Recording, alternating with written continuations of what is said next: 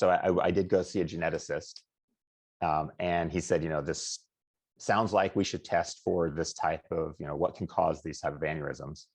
And VEDS was on that spectrum, but I had a pretty broad genetic test that they ordered. That was in December. And then in February 6th of 2020, they called me back in.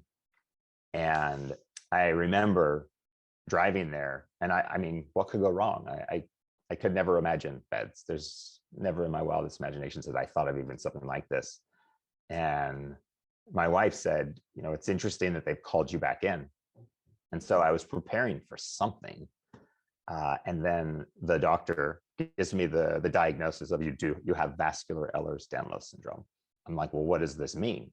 And this is where starts to be pretty much of a gap there's some loneliness for about the next 2 months where I was on my own.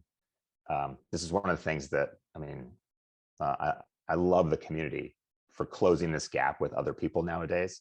But I for the next 2 months, pretty much thought I was going to be dying very soon. At the time, when you looked up VEDS, you go to search for it. It gave back really 2 primary results that I saw, which was it was defined as vascular Ehlers-Danlos was the disorder where a sneeze can kill you. And they're talking about that pressure that you put on your vascular system. So that's pretty scary. And then they also said that the average life expectancy is about 48 years old at the time. And I can't tell you how overwhelming that is. I was at home at this point, still recovering. And you learn a new way to cry at that point. There's something overwhelming about being 44 and thinking that you have 4 years to live. There's so much of your life that is completely just erased. And you have to, I didn't know how to redefine that. I was lost for quite some time. But in that meantime, I had the support from my family. They were wonderful, doing everything they could. But one of my daughters actually said, hey, you should get on Instagram.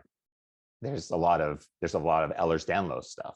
So I started to get on, I started to look at Instagram, find some people, which somehow led me to the support calls that were happening at the time. It was in April of 2020 that I joined my first call. And I can't tell you the great emotions that I had. Where I was lost, I finally found some answers.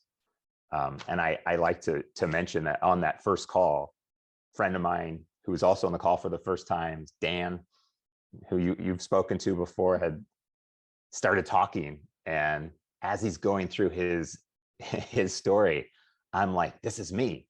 This is exactly what I'm dealing with. Like, how can this be so perfect? And I actually called him afterwards. I said, hey, I think we're twins. And I love Dan.